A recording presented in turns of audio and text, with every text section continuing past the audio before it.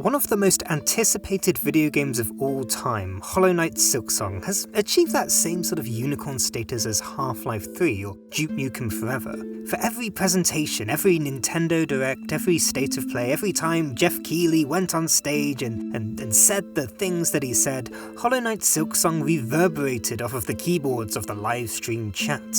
7 years in the making and multiple delays, originally planned for a console from 2 generations ago, Hollow Knight Silksong finally hit the digital shelves on the 4th of September 2025, breaking them in the process. For the first few hours, you were lucky to be able to even purchase the game without the Steam storefront crashing. In the days since, players would enter a trance. They'd waited 7 years for this game. Nothing was going to distract them from playing it.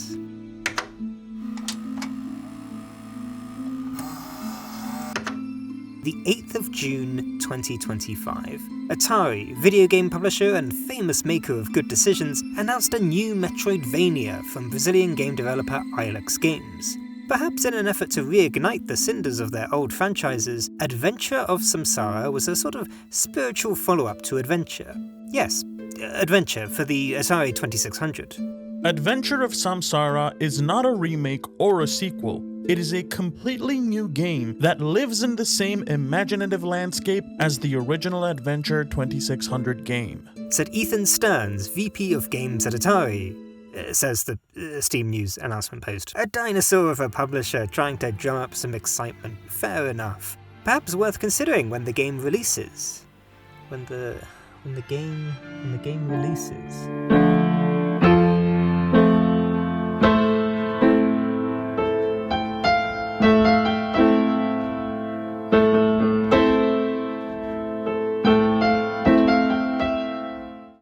Not the same month, not even the same week, the same day as Hollow Knight Silksong, the same day as one of the biggest Metroidvanias of all time. For whatever reason, Atari do not budge, and Adventure of Samsara releases alongside Silksong.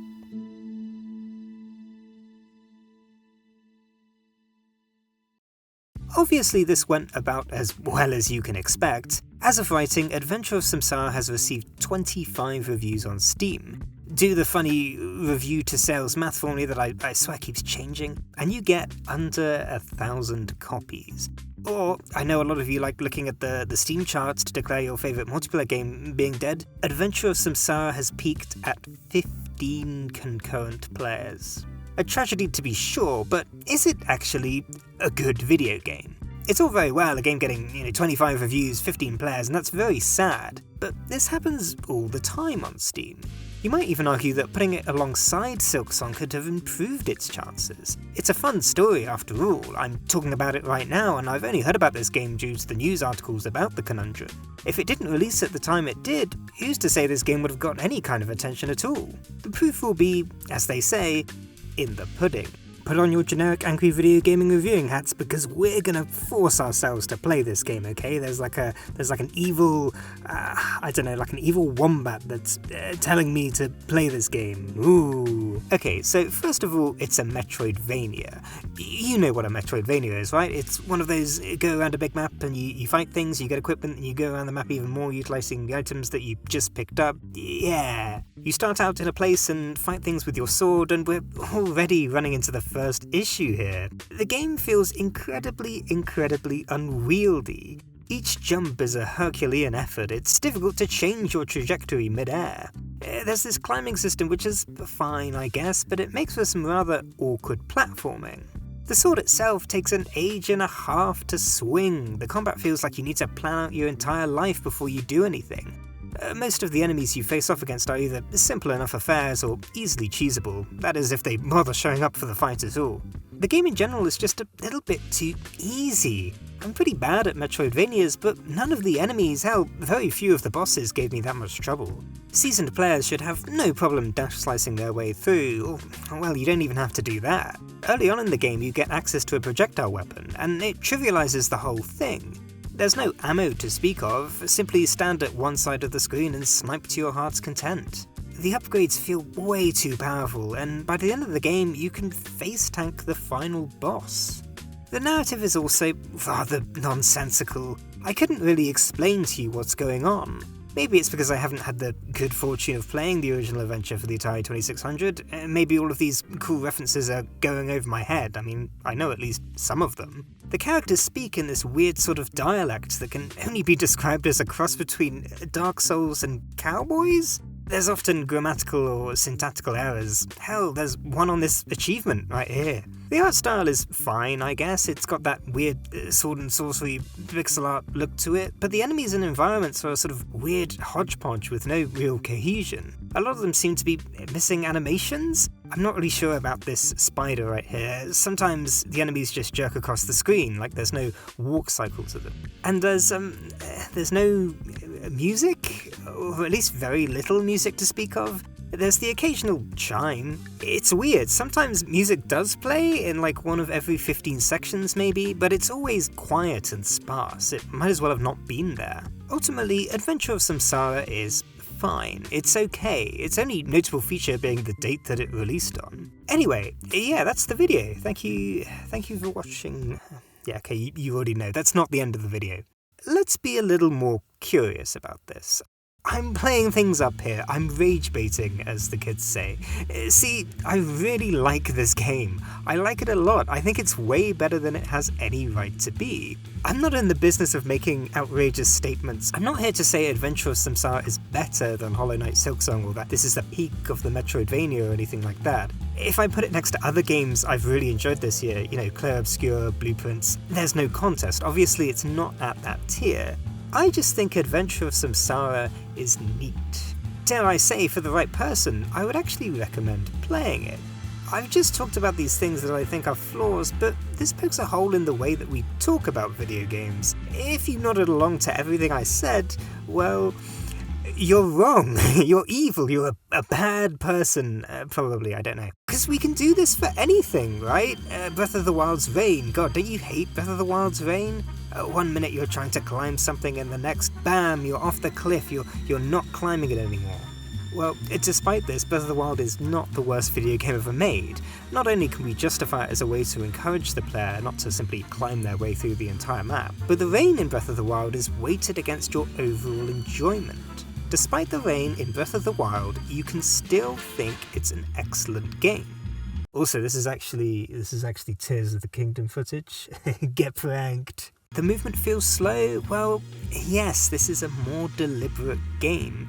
In an interviewee podcast thing with Atari, the developers specifically cite Prince of Persia, the original Prince of Persia, as an inspiration. If you're not part of the 36.9% of my audience that was alive when the game came out, Prince of Persia was a very, very slow, methodical platformer. You had to plan ahead and think about what you wanted to do before you did it. Adventure of Samsara brings those ideals kicking and screaming into the modern day. The walking animation even looks a little bit Prince of Persia, you know? I don't think this movement is bad, it's just different. It harkens back to an earlier era. The sword taking a while to swing forces you to make the decision to swing it. When you're in the thick of it, the combat in Adventure of Samsara forces you to plan ahead. I'm sure you've heard that before in a certain video about a certain video game with a certain Vania at the end of the title. Why don't we give this game the same affordance? Enemies are too cheesable? Well, yeah, it's part of the game. You don't seem to have a problem when you do it in a Souls-like. Why should it make a difference here? A lot of the enemies, when you first encounter them, are set up in deliberately cheesable environments before slowly ramping it up to become more challenging. Speaking of which, the game is too easy? Well, you know, I've seen your comments about how Silksong is too hard. Maybe this game is actually the one for you. Maybe you'd like this more. Oh, the optional upgrades make you a living god and you can breeze through the game? Yeah, it's called variable difficulty, idiot, look it up. The narrative is nonsensical, yes. Every sentence feels like it's been run through Google Translate and back again. Yes, but first of all, this is intentional. Everyone in this world has lost their minds. It's deliberately evoking a kind of cosmic horror. It's a world that's not quite real, one that's definitely far removed from our own. It's almost as if the characters know they're pawns in a video game chess map. There's some really neat touches to the narrative and dialogue in this game. It doesn't take itself too seriously. There are these children dotted around the map that you have to rescue, but to do so you have to answer their riddles. But the protagonist is silent, and the children comment on that, and it just so happens that silence is the answer to every single riddle. That's really funny. That's really, really funny. It makes me laugh every time, and it shows that Ilex Games get it. They know what they're doing. The good ideas that they have are similar to the good ideas that any popular, successful developer would have. In another universe, in a different time where the Adventure of Samsara subreddit has a million followers, the top post would be, "Hey, did you know all the character names are in Esperanto?" Because that's a really cool touch. Gamers love that. They go mad for that kind of thing, and fair enough, it's really cool. This all reminds me of Lamhoot's video on Dongo, the good old friendly little mouse. Yes, the game is not as good as other games in the genre. Yes, we can easily laugh and poke fun at its flaws, but surely it's more interesting to look at why the game might be that way.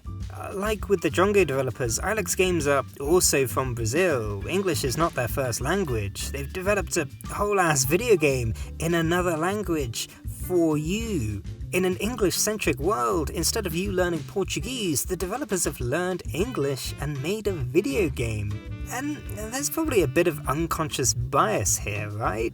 Echoing what Lamhoot says in his video, if you see a sentence that doesn't make sense, then you might assume the game is just bad, that the developer doesn't know what they're doing. You might not think this is an intentional artistic choice. Ultimately, it feels like Ilex can make an excellent video game, but have fallen ever so slightly short of that excellence due to circumstance. This brings us to the context of the game's development itself. Make no mistake, I think the game is fine without its tragic backstory, but oh boy is it tragic. I was downplaying just how tragic it was earlier. The same release date as Silksong was the least of its problems. You think Silksong was a long wait? Adventure of Samsara has been in development for almost 10 years. Its development predates the original Hollow Knight, and it's been met with adversity at every step of the way.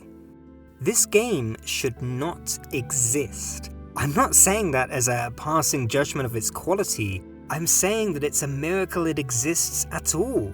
It first started back in 2016 with a failed Kickstarter. The composer for Risk of Rain was going to be on board, and then, despite failing, they pressed on regardless. If the game was to be silent, then so be it.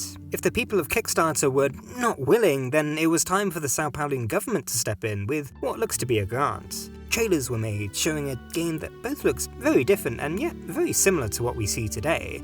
I can't quite place what happened with this grant money, whether it ran out or whether there were other complications, but it's safe to say this game has gone through development hell and back to hell and back. Eventually, when all hope was lost, to their credit, Atari stepped in and published the game, a final deal to tie in with Adventure to get it out the door. The game has gone through all of this. It has gone through what appears to be several rebuilds and finally landed on the same day as Hollow Knight Silksong. Either through bravery or foolishness, Atari has pushed this gem of a game out to die. With all of this considered, not only is it miraculous that we get Adventure of Samsara, it's miraculous that Adventure of Samsara is as good as it is. It hasn't had the privileges of Silksong, it hasn't had the money pit of the original. Essentially at every turn where Hollow Knight succeeded, Adventure of Samsara failed.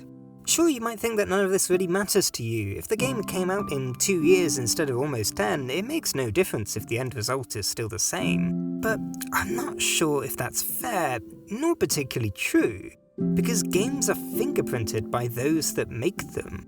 And you can feel that desperation, you can feel that effort, you can feel that care and attention to detail where they could. You could tell they really